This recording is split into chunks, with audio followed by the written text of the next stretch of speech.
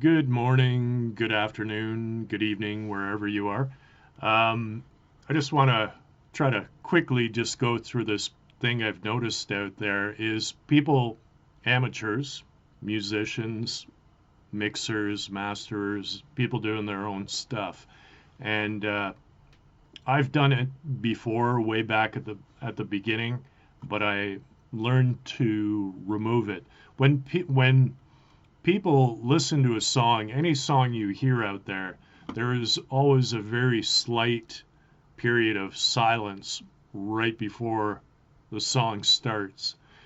In recording, when we're doing mixing, we are starting right from zero, and you accumulate tracks like this. And eventually, what you want to do is you want to make it so you have a space at the starting. This is Windows, and this is Cakewalk by BandLab, and I work in Cubase a bit. And okay, I love Cakewalk.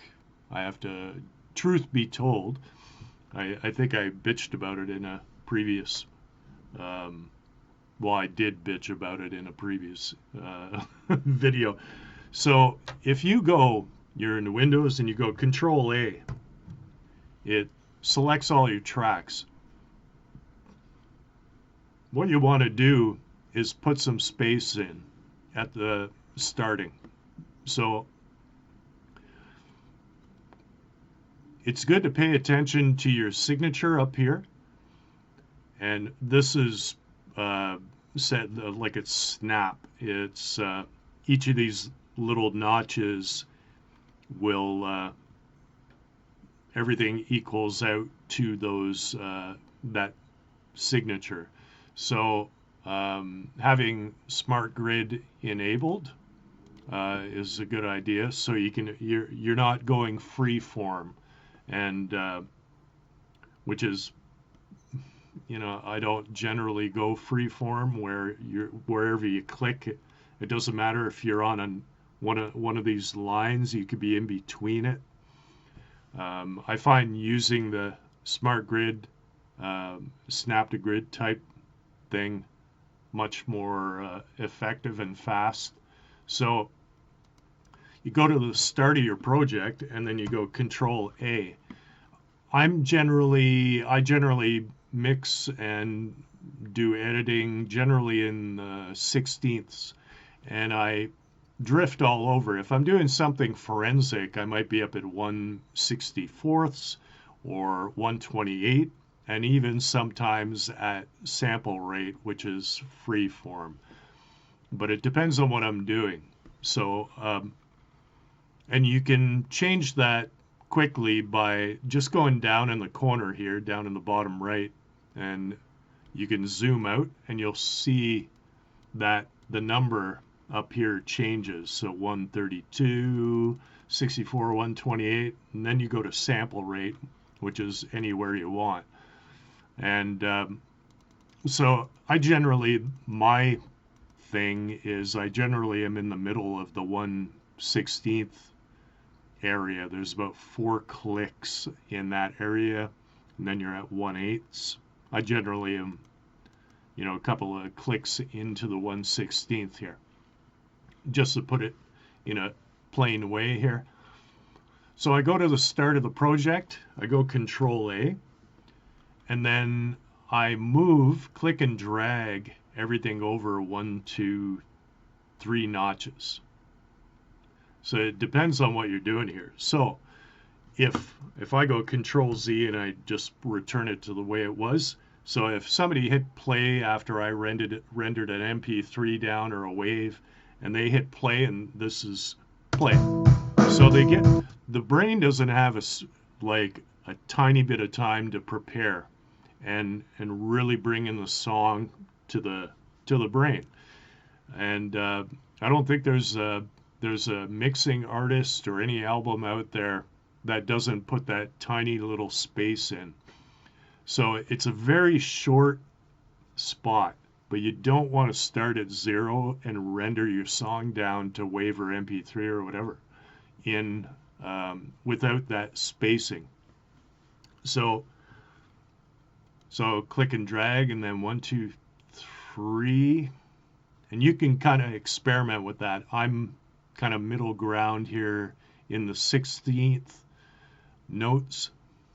I think if I do it down here, I can click 4 times per, like I'll be in 1/16th, and then it'll go up to 1/32, etc., etc. So now if I go play, there's a little bit of a delay there, and I might even pull it back one. A little bit too much delay there. Play. Yeah, that's good. Just a tiny bit. Yeah, just to let the brain prepare for it.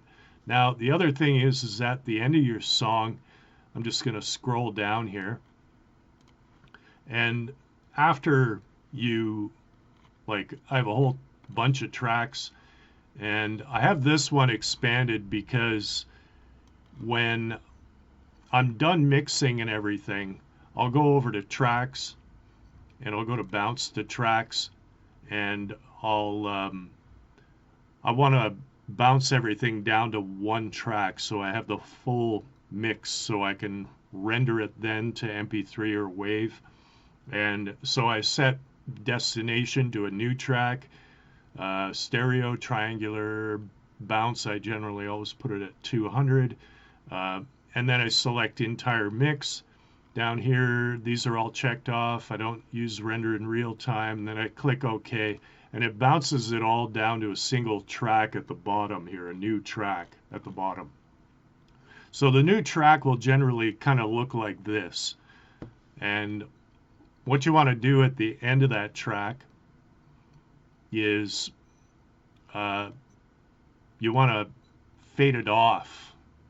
Now, there's two parts to this. Is you want to fade it off, and it's generally about, I just rule of thumb for me, it depends on the song, but I put in about 4 seconds, maybe 5.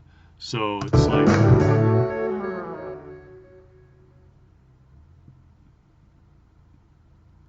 so it gives the listener a little bit of time to digest the song before the next song starts.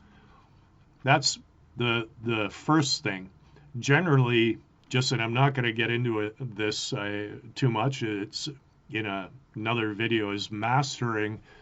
I will generally take the bounced down track that I would have down here, that kind of looks like this, and I will copy it, and I create another project similar to this one. I generally take the same project, and then I wipe out all the buses. I take all the buses except the master out, and I take all the tracks out, and then I just create one track, insert audio track.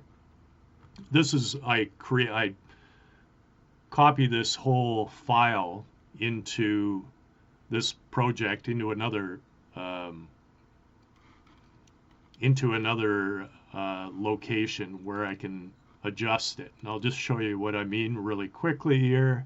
Is these are all the projects I'm working on. Just, these are old ones that I mixed really poorly. So the one I'm working on is this one here. So I have a project folder, and in it is the project you see in the background here. Then I have another one which is strictly mastering. So I always put an M in there just to differentiate, so I'm not screwing things up.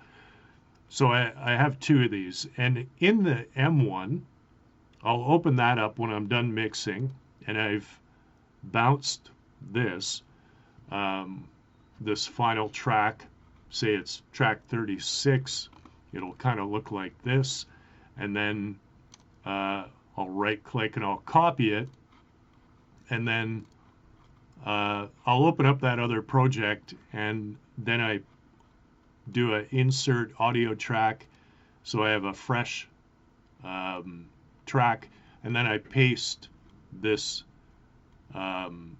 rendered track 36 of the whole mix in there, and then I start mastering. So it's a completely different project. I don't do the project mastering within here. It's not a good idea. You want to keep them separate.